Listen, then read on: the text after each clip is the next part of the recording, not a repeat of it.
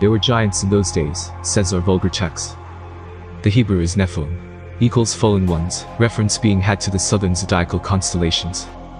These giants were Scorpio, Sagittarius, Capricornus, Aquarius, and Pisces, then below the equator. And the fifth angel sounded, and I saw a star fall from heaven unto the earth, and to him was given the key of the bottomless pit. The fallen star in Revelation 9:1 is the constellation Ophiuchus, the serpent bearer. That destroyer, winter, so named Abaddon in the Hebrew tongue. It is no other than Ophiuchus, who carries the sun into winter and unlocks the bottomless pit annually. The bottomless pit is nothing more than the southern hemisphere. The Greeks termed it the abyss, on their ancient celestial globes. And he opened the bottomless pit, and there arose a smoke out of the pit as the smoke of a great furnace, and the sun and the air were darkened by reason of the smoke of the pit. Turning to the heavens of 3400 or 3500 BC, we find the altar truly upright, and we see the smoke of the incense, imitated by stars in the rich streams of the Milky Way, which extend from the altar like ascending clouds, and wreaths of smoke, over the Scorpion on one side, and over Sagittarius on the other. There are many myths and legends about the origin of the Milky Way, the crowd of stars that makes a distinctive bright streak across the night sky. Throughout the world, the Milky Way fired the imaginations of skywatchers who imagined a great celestial path or river stretching across the heavens. In the Babylonian epic poem, Enuma Elish, the Milky Way is created from the severed tail of the primeval saltwater dragoness Tiamat, set in the sky by Marduk, after slaying her. The Milky Way billowing up from Ra is the smoke of the bottomless pit, and the abyss should be understood in its strictest sense as the southern hemisphere. And there came out of the smoke locusts upon the earth, and unto them was given power, as the scorpions of the earth have power. And it was commanded them that they should not hurt the grass of the earth, neither any green thing, neither any tree, but only those men which have not the seal of God in their foreheads. The gloom spawns a swarm of sky locusts, that is, they are locusts which are not part of the earthly environment. These locusts do not devour vegetation, but behave like scorpions. Consequently, if they are not locusts of the earth, they must be metaphorical. The swarms of locusts are equated with the innumerable stars found in the smoke of the Milky Way, and are given the power of the scorpion, that is the sting of winter. This passage is undoubtedly referring to the constellation Scorpio, ushering in the winter season. We must also look back, and take notice of the centaur Archer. Sagittarius is a constellation that could be described as resembling a locust almost as much as a centaur. In modern star charts, observers are often directed to look for a subset of stars in Sagittarius that resemble a teapot, and which could also be seen as resembling a locust. Although admittedly, outside of the revelation, no written record nor myth can be discovered pertaining to this starry locust. Nevertheless, one cannot deny the striking likeness it has to a locust. But only those men which have not the seal of God in their foreheads. The Aries seal was an alchemical symbol related to early Christianity that was typically worn as an amulet, or used as a seal. The seal typically bore the Greek letters, Alpha and Omega, and displayed the symbol of a ram. Astronomically, the seal of God is the sun in Aries. In their foreheads equates to, in their minds, not an actual seal on the forehead. This reveals a knowing, in the mind, that the sun will soon be resurrected from the depths of winter, and triumph in the sign of the Lamb, spring. In ancient lore, Aries was known as the Lamb of Gad, or God, which represents the head or brain. And to them it was given that they should not kill them, but that they should be tormented 5 months. And their torment was as the torment of a scorpion when he striketh a man. The duration of the locust assault is 5 months. This time indication is repeated in verse 10, forming an inclusion for a piece that describes the locust as scorpion centaurs.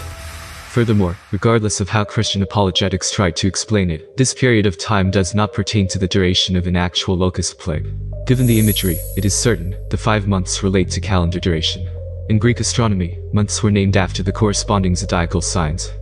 Now, since the locust stars behave like scorpions, there is a ready relation to that of Scorpio. And if we count the months by the Greek order, then the sequence is Scorpio, Sagittarius, Capricorn, Aquarius, Pisces. These are the final zodiac signs of the annual cycle. In other words, these metaphorical locusts are to afflict human beings for the 5 months of the winter season, until the end of the year. And in those days shall men seek death, and shall not find it, and shall desire to die, and death shall flee from them. Men shall seek death, and shall not find it, relates to the burdens and torments of winter. The function of this statement is to underscore the absence of otherwise readily available things in times of hardship, and further emphasizes the dejection of the situation. Moreover, there is also a literary formula to be found with the statement of desiring to die, seeking death and not finding it. In Israelite documents, the phrase in grammatical structure is used in various contexts. German theologian Klaus Berger lists 25 instances of the formula. And the shapes of the locusts were like unto horses prepared unto battle. And on their heads were as it were crowns like gold, and their faces were as the faces of men. In accepting the locusts as metaphors for the innumerable stars, verse 7 is a direct portrayal of Sagittarius. For no other constellation is more prepared for battle than Sagittarius, the celestial archer, with his mighty bow drawn and aimed at the heart of Scorpio. The crowns of gold is the southern crown, Corona Australis, which lay between the feet of Sagittarius. While the Babylonian Sagittarius sports a peaked cap or visor, the Egyptian constellation wears a double crown, and the Greek archer, called the crown bearer, is a royal figure. A Greek replication of the crown is the wreath, Stephanos, and the Greek name for crown is Koronos, Latin, corona. Astrologers said he dropped the crown while horse playing, hence he should be wearing it. Hyginus states, before its feet are several stars in circular form, which some say was his crown, that fell while he was playing. And further, the centaur's crown has 7 stars.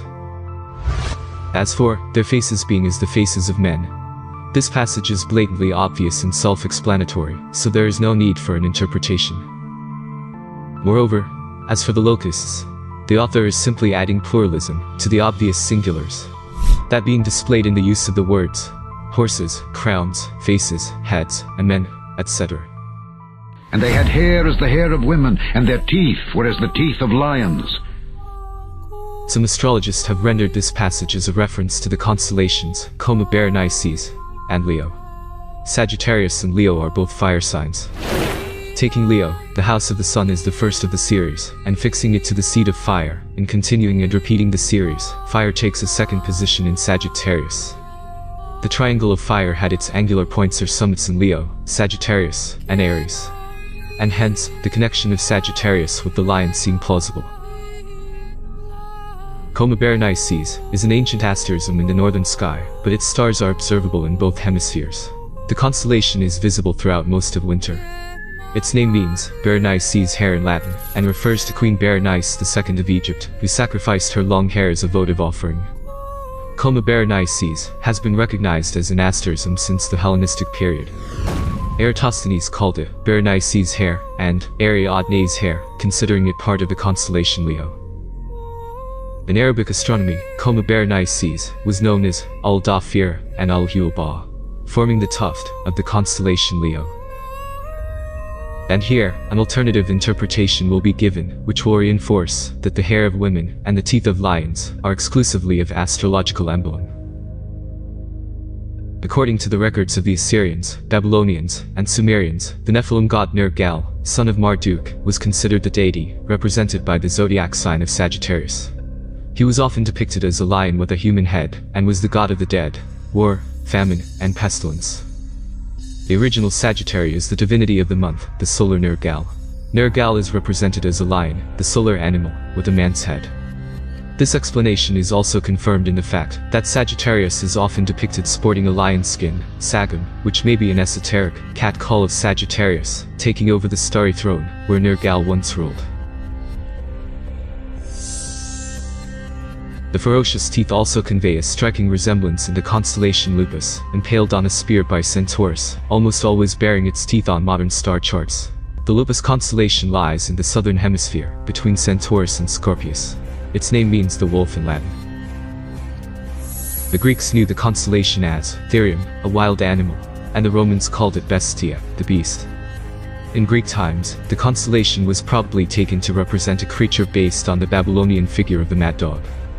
The creature was a hybrid, with a human head and torso, and legs and tail of a lion from myth, and it was called Ur-Idim, with Ur, referring to a large carnivore, which could have been a lion, wolf, or a dog. To the Arabs, this constellation was known as Al-Fad, the leopard, and Al-Asada, the lioness. Most modern scholars believe the name Lupus as a wolf came about by a mistranslation of the Arabic names. The translators of Aristotle have rendered panther by Lupus canaris. The constellation which we call Lupus is named Nemur, both by the Arabians and the Syrians.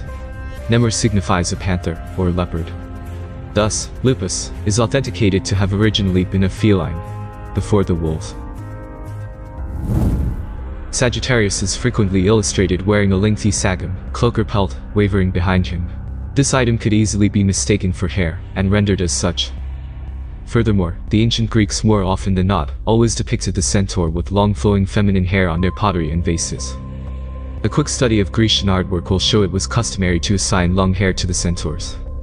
Moreover, in ancient Greece, long male hair was a symbol of wealth and power, while a shaven head was appropriate for a slave. The ancient Greeks had several gods and heroes who wore their hair long, including Zeus, Achilles, Apollo, and Poseidon. Greek soldiers are said to have worn their hair long in battle. Whatever explanation stands correct is left to the rationale of the viewer. In any case, the teeth and hair are definitely proven to bear an astronomical significance, and reveals that the author of the Book of Revelation was well versed in astrology and the star myths of other nations. And they had breastplates, as it were breastplates of iron, and the sound of their wings was as the sound of chariots of many horses running to battle. Named Neft, on the Egyptian sphere, Sagittarius, of the horse and bow, was called the armor-bearer of Osiris. In Sanskrit, Sagittarius is Danas, meaning a bow.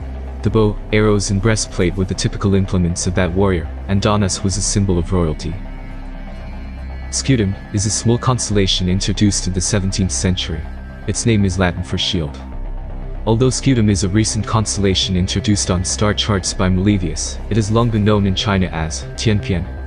Coincidentally, the Chinese also associated these stars with battle armor, incorporating them into the larger asterism, known as Tianpian, that is, the heavenly casque.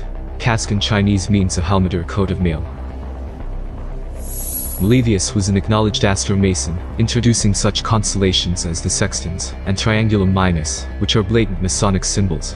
It is in my opinion, he had foreknowledge of the armor constellation before his presumed and credited discovery of it. And hence, the celestial armor will be rightfully translated as the iron breastplate and accredited to Sagittarius, just as the author did in the Book of Revelation. And the sound of their wings relates to the outstretched wings of the constellation Aquila, the eagle who once held the thunderbolts of Zeus. This constellation is found directly above the celestial armor and the battle-ready centaur, Sagittarius. And there can be no doubt, as Aquilo is defined as a wind blowing from the north. Its name is derived, according to some, from Aquila, on account of its keenness and velocity. And they had tails like unto scorpions, and there were stings in their tails, and their power was to hurt men 5 months. Sometimes 3 or more constellations were combined to form one figure. The horse, the scorpion, and the bow gave birth to a centaur, holding a bow, and having a scorpion's tail, or Sagittarius.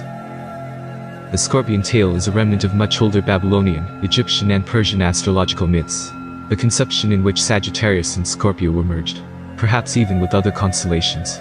Along with such a centaur-shaped Scorpio archer, there was also Scorpio Man, a humanoid equatorial constellation, with a human torso, animal lower body, lion-footed, and scorpion-tailed. Around the 17th century BC, Mesopotamian boundary stones began to carry astronomical symbols, including that of the terrifying Scorpion Man. Many scholars identify this creature as the Mesopotamian precursor of Sagittarius, the archer. Scorpion men are featured in several Akkadian language myths, including the Enuma Elish and the Babylonian version of the Epic of Gilgamesh.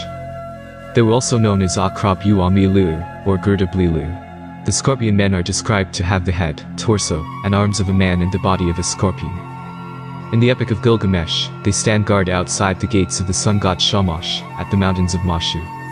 Not only does the author of the Book of Revelation borrow heavily from the Old Testament prophets, Elijah and Ezekiel, but much of it is plagiarized ideologies, copied straight from the Hindu, Persian, Egyptian, and Babylonian star myths.